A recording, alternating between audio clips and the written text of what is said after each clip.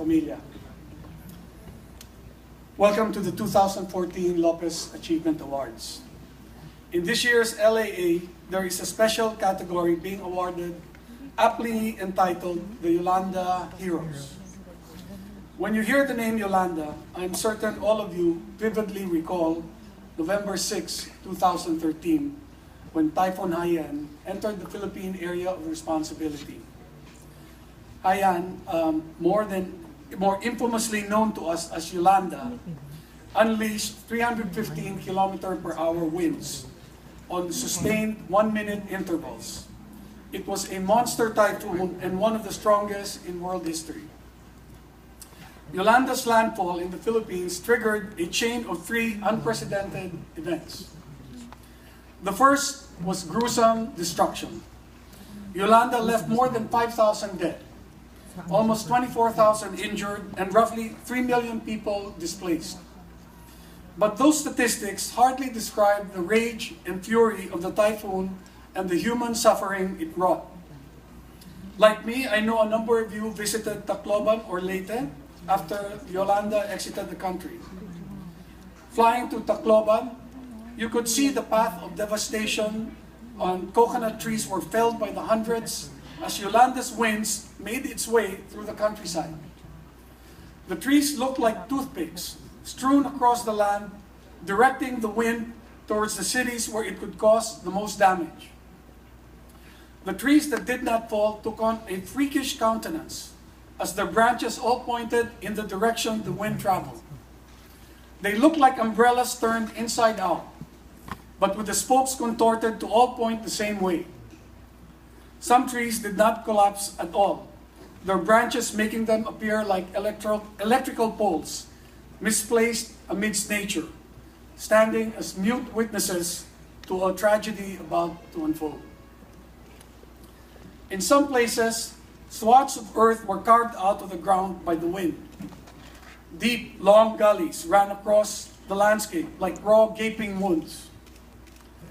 Tacloban city itself was indescribable. Take the images of the damage Ondoy inflicted on Provident Village in Marikina, multiply that by 1,000 times, and perhaps you might begin to have an approximation of Yolanda's ferocity. Tacloban and Leyte captured the most attention, but do not forget the same level of destruction happened throughout eastern Visayas as well. This was the first unprecedented event triggered by Yolanda, gruesome destruction. The second unprecedented event was the human response to this destruction. The Filipino, as one nation, spontaneously came to the aid of their brethren.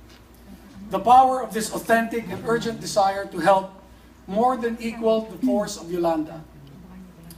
Driven by their need to assist the Yolanda victims, like never before, people instinctively made their way to ABS-CBN.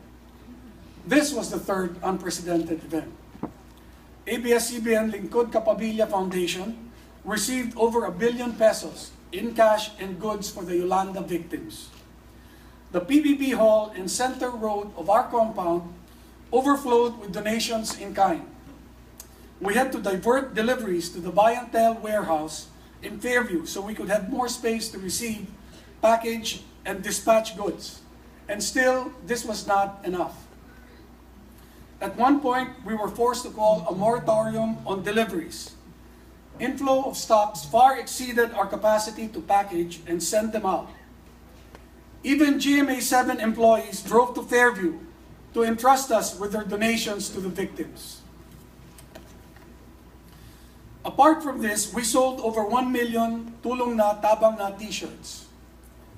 The lines of people buying the shirts started within the ABS compound and stretched to the MRT station on EDSA.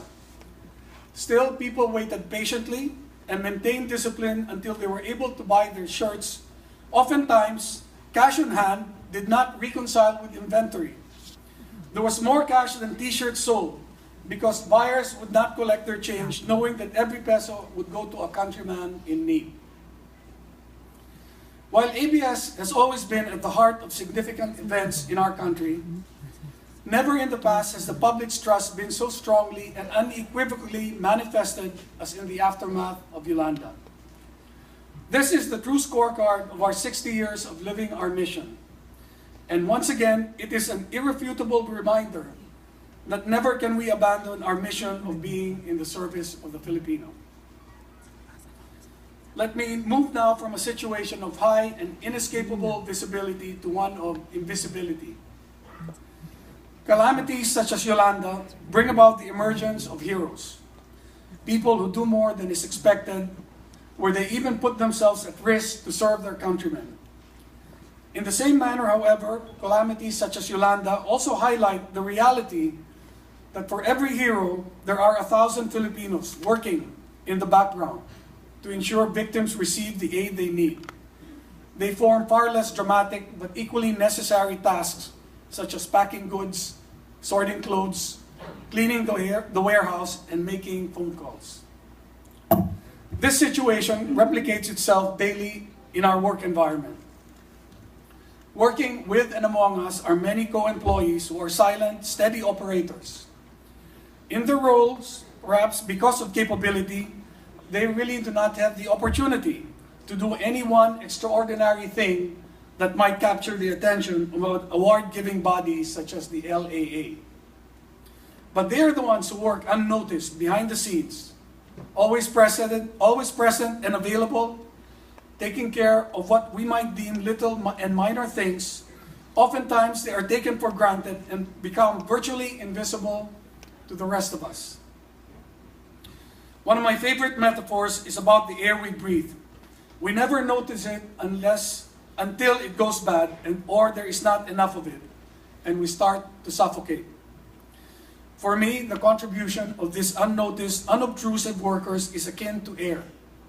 While they go on in their steady way, delivering day after day the things we need and assume will always be available to us, we pay no attention to them. However, once they fail in their delivery, we suddenly realize the value that they create. When the busted light bulb is not replaced, when the phone message is not relayed, or when the service vehicle is not at the airport to pick up our guest. This is the only time our fellow employees who up to that point were invisible, abruptly take the foreground. In the way the LAA committee struggled looking for a system to recognize all the Lopez Group employees who gave time and effort to Yolanda relief operations, I say we must deliberately seek out and recognize the majority of our co-workers who work behind the scenes. They are the ones who are never absent. They quietly work their way up the organization from almost always very humble beginnings.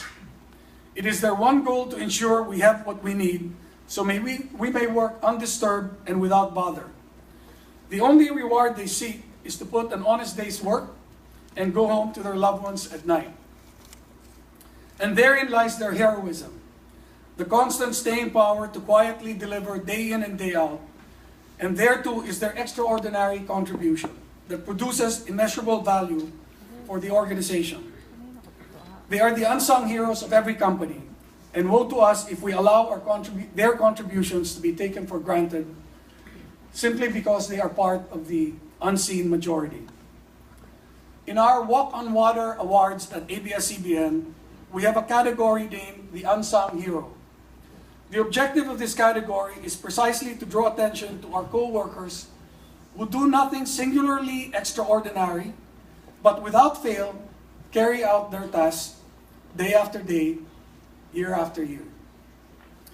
I propose to the LA program management team that such a category be created within the Lopez Group.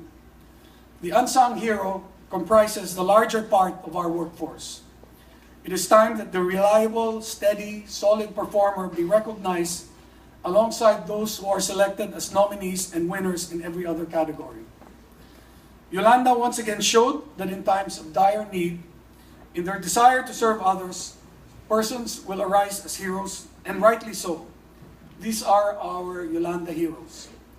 But Yolanda also underscored the contribution of thousands of Filipinos who worked in the background to ensure aid reached those who needed it. These are our unsung heroes. I ask, if there is a Yolanda hero, why can there not be an unsung hero? To all the nominees and awardees of this year's Lopez Achievement Awards, congratulations, good afternoon, and let us enjoy today's proceedings.